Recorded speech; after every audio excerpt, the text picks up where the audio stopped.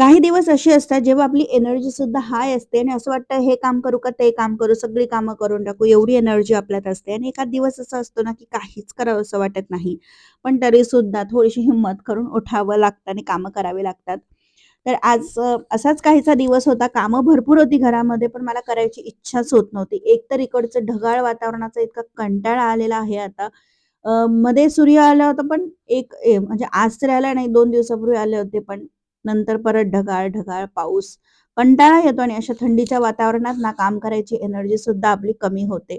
पण ठीक आहे, मुलीने आज मस्तपैकी हॉल आवरला. त्या गोष्टीसाठी मी तिला अप्रिशिएट केलं. कारण लहान मुलं जरी लहान असतील ना, तरी ते जे कामं करू शकतात, त्यांच्या योग्य काही कामं असतील, तर ती त्यांना नक्कीच सांगावी, जी त्यांच्यासाठी सेफ आहेत. कारण असं नाही करायचं, की ते मोठे होतील, मग तुम्ही करा ही कामं, नंतर करायचीच आहे. कारण आत्ता त्यांना समजतं, की ही कामं पसारा जो असतो तो आपोआप आवरला जात नाही, तर तो आपल्याला आवरावा लागतो आणि त्यांना कळतं, की आपण पुढच्या जागच्या वस्तू जागेवरच ठेवायला पाहिजे, नाहीतर मग दमतो आपणच कामं करून-करून. सो अशी छोटी-छोटी कामं मी त्यांना नेहमी सांगत असते, जे ती व्यवस्थितपणे करू शकतील. आणि त्यानंतर मी आले किचनमध्ये. किचनमध्ये कालची थोडीशी भांडी होती, आजची जेवणाची वगैरे काही होती. माझं जेवण बाकी होतं, पण मग पण सकाळपासूनची आणि रात्रीची 1-2 भांडी बाकी होती. ती सगळी मी डिशवॉशरला लावते. जे खरकटं उष्ट असतं ते मी काढून ठेवलं आणि त्यानंतर थोडेसे भांडे विसळून मग मी डिशवॉशरमध्ये ह्या ठेवत आहे. व्हिडिओमध्ये मी तुम्हाला काही अशा टिप्स सांगणार आहे, ज्या किचनमधून जो स्टिंकी स्मेल येतो, घाण वास येतो ना, तो येणार नाही. कारण जो किचनचा स्मेल आहे, तो पूर्ण घरभर पसरतो आणि कोणी बाहेरून आत आलं किंवा आपण सुद्धा, तर आपल्याला ना एकदम असा घरातून वास येतो.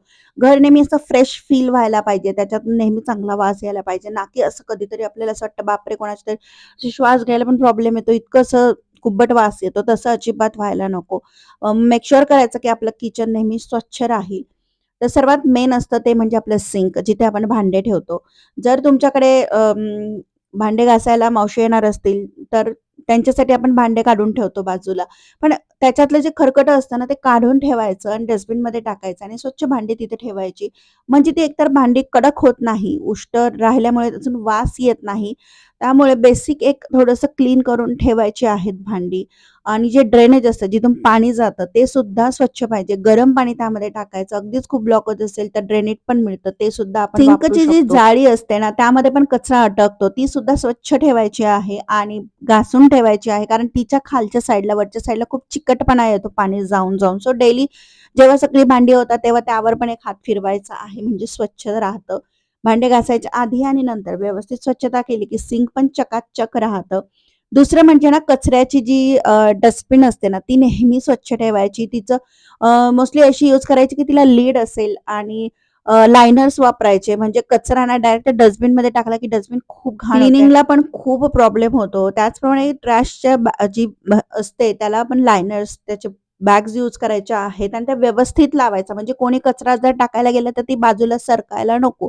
नाहीतर मग असं होतं, अर्धा पिशवीत, अर्धा बाजू त्या ट्रॅशच्या ह्याच्यात असतो. मग ते आपल्यालाच आवरायला आणि कचऱ्याची जी आहे डस्टबिन, ती नेहमी झाकून कव्हर केलेली यूज करायची, म्हणजे त्याचा वास पसरत नाही. कारण आपण त्यामध्ये अ, अन्न टाकतो, कधी उरलेलं अन्न असतं, कधी टरफले असतात, कधी कांद्याचे असतात, सगळा वास येतो हा त्यामुळे आणि तो वास सगळीकडे पसरतो. तर असं तुम्ही वापरू शकता. त्यानंतर फ्रीज चेक करायचा आहे, की त्यामध्ये काही खराब जुनं अन्न आहे का? किंवा एखादा पदार्थ आपण सहजगत्या उघडा ठेवतो, मग त्याचा खूप फ्रीजमध्ये वास येतो. एखादी पेस्ट, जिंजर गार्लिक पेस्ट असेल समजा किंवा अजून काही असेल ना, ओपन काही फ्रूट कट करून ठेवलंय आपण, तर ते असं ओपन न ठेवता व्यवस्थित कव्हर करायचं आणि खूप छान-छान फ्रिज स्टोरेज कंटेनर्स मिळतात. ज्याच्यात आपण वस्तू ठेवल्या, पदार्थ ठेवले, की त्याचा आपल्याला म्हणजे वास येत नाही. नाहीतर मग फ्रीज ओपन केला ना, की असा एकदम नाकात वास जातो, तो इतका वास येतो. तर ह्या छोट्या गोष्टी आहेत, पण खूप महत्त्वाच्या आहेत. नेक्स्ट म्हणजे जे काही किचन ओटा प्लॅटफॉर्म पुसण्यासाठीचे जे असतात क्लॉथ्स, ते व्यवस्थित स्वच्छ धुवून रेग्युलर बेसिसवर ते धुवायचे आहेत. काही दिवसांनी, ठराविक काळानंतर ते खराब झाले की चेंज करायचे आहेत. कारण ते चिकट होतात, तेलकट असं सगळं होतं ते. त्यामुळे एक ठराविक शेड्यूल ठरवून घ्यायचं, आपण ते चेंज करायचे, नवीन चांगले वापरायचे आहेत. आणि जे स्क्रबर्स असतात, ज्या आपण घासण्या असतात, त्या पण भांडे घासून झाल्यानंतर त्या पण स्वच्छ धुवायच्या आहेत आणि पिळून वाळत ठेवायच्या आहेत. नाहीतर मग त्या चिकट पाण्यामध्येच राहिल्या तर खूप वास येतो त्याच्यामधून आणि ते आपल्या हायजीनच्या दृष्टीने चांगलं नाहीये. नंतर आपण किचनच्या म्हणजे काउंटर टॉपच्या इथे आपण खाली मॅट्स ठेवतो आपल्याला पायाशी पाय पुसणे म्हणतो आपण त्याला. तर ते सुद्धा वेळोवेळी क्लीन केले गेले पाहिजेत. त्याला ग्रीप व्यवस्थित आहे का ती पण चेक करायची. आणि त्याच्यावर काय होतं आपण किचनमध्ये काम करतो म्हटल्यावर सांड-सून काहीतरी होतं. काहीतरी ना काहीतरी पडतच असतं त्यावर, पीठ उडत असतं. त्यामुळे त्यासुद्धा स्वच्छ करणं खूप गरजेचं आहे. आणि जेवढं आपलं किचन छान तेवढं आपलं मूड फ्रेश राहणार आहे आणि सगळं स्वच्छ असेल ना तिथे काम करायला सुद्धा आपल्याला चांगलं वाटतं आणि हायजीनच्या दृष्टीने तर स्वच्छता खूप महत्वाची आहे. आणि लास्ट पॉइंट म्हणजे सिंकच्या खालचा जो एरिया असतो ते कपाट असतं आपल्या ज्यामध्ये आपण क्लीनर्स वगैरे सगळं काही ठेवतो, ड्रेनेजचा पाईप तिथे असतो, तो एरिया सर्वात स्वच्छ पाहिजे कारण खूप वास नाही तर तिथून येतो, झुरळं होण्याची शक्यता असते. त्यामुळे जेवढा तो ड्राय आणि क्लीन ठेवता येईल तेवढा ठेवायचा आहे. तिथे पण ठेवायला वेगवेगळी ऑर्गनायझर्स मिळतात. ती पण तुम्ही वापरू शकतात. ऑर्गनायझर्स नाही वापरायचे, एक सिंपल ट्रे घेऊन त्याच्यामध्ये गोष्टी ठेवायच्या. म्हणजे मग आपलं काम सोपं होतं. पटकन तिथे झाडू पण मारता येतो, पुसता पण येतं आपल्याला जेव्हा डेली आपण किचन क्लीन करतो तेव्हा. आणि किचनचा जो फ्लोर असतो तो सुद्धा रोजच्या रोज व्यवस्थित पुसला गेला पाहिजे. म्हणजे मग त्याच्यावर चिकट असेल, काही असेल ना ते निघून जातं आणि आपलं किचन स्वच्छच राहतं. आणि सर्वात महत्त्वाचं म्हणजे किचनची जी विंडो असते ना ती ओपन ठेवायची. भले तुम्ही त्याला जाळी लावून ठेवा पण ती ओपन ठेवा. म्हणजे काय होतं जो वास आपण असतो तो निघून जातो. फ्रेश एअर किचनमध्ये येते. तिथेच आपला निम्मा प्रॉब्लेम सॉल्व्ह होतो. आणि जेव्हा पण तुम्ही फोडणी देताय किंवा काही तडका देताय भाजीला किंवा काही बनवताय तेव्हा एक तर तुम्ही तुमची चिमणी ऑन ठेवा. व्हेंट फॅन जो असतो तो ऑन ठेवा किंवा नसेल काही तर तुमची विंडो ओपन ठेवा म्हणजे एअर सर्क्युलेट राहते. काही जणांना खूप सवय असते की बंद बंद बंद करून राहायचं पण त्यामुळे ना कोंदटपणा तुमच्या किचनमधला किंवा घरामधला जास्त होतो. कारण ह्युमिड एक वातावरण तयार होतं. जेवढी तुमची फ्रेश एअर घरामध्ये येणार आहे ना तेवढी तुम्हाला पॉझिटिव्हिटी वाटणार आहे.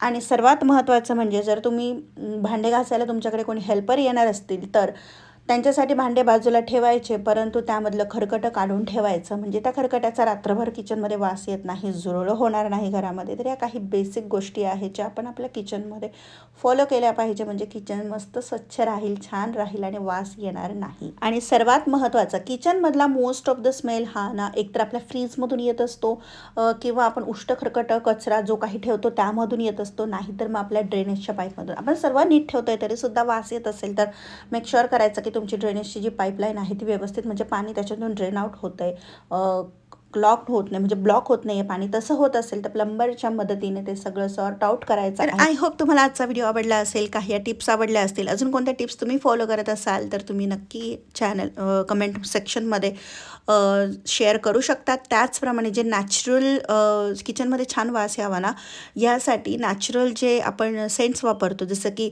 वापरलेल्या लिंबूची साली आहे त्या पाण्यामध्ये उकळवल्या किंवा दालचिनी आणि लवंगचं पाणी थोडंसं उकळलं तर छान वास येतो. एखाद्या सेंटेड कॅन्डल्स पण असतात पण त्या मेक शुअर जरा नीट सांभाळून लावणार असाल तर लावा. असे काही सोपे सोपे गोष्टी असतात होम रेमेडी आपण त्या करू शकतो आणि आपलं किचन फ्रेश वाटू शकतं. तर असं काही माझा आजचा व्हिडिओ होता ज्यामध्ये मी तुमच्यासोबत थोडंसं रुटीन पण शेअर केलेलं आहे. आणि त्याचबरोबर मला आज हे की जे स्पून्सचं ड्रॉवर होतं ते खूप दिवसापासून क्लीन करायचं होतं. मी आज करेल उद्या करेल म्हणून टाळाटाळ होत होती.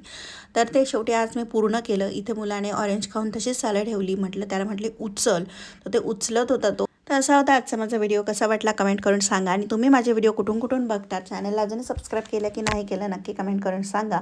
आणि तुम्ही कोणत्या अजून स्वच्छतेचे रुटीन फॉलो करता हे सुद्धा कमेंटमध्ये नक्की सांगा. चला तर मग पुन्हा भेटूयात नवीन एका व्हिडिओमध्ये. तोपर्यंत स्वस्त राहा, मस्त राहा आणि स्वतःची काळजी घ्या.